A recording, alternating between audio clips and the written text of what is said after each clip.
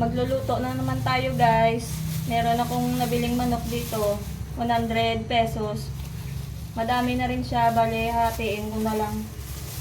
Yung kalate nito, adubuin ko. Tapos yung kalate naman tinula ko.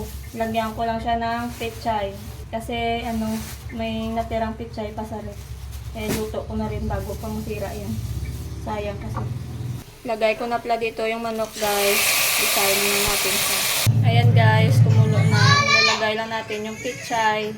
Bali, half cook lang natin yung pechay. Ito na guys, luto na yung tinulang manok natin. Pakainin na yung mga anak ko kay kanina pa. Sige, iyak ng iyak. Iyak ko muna sila ng kanin.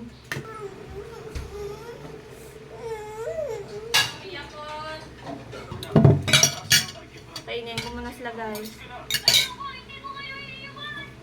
Salamat sa panonood.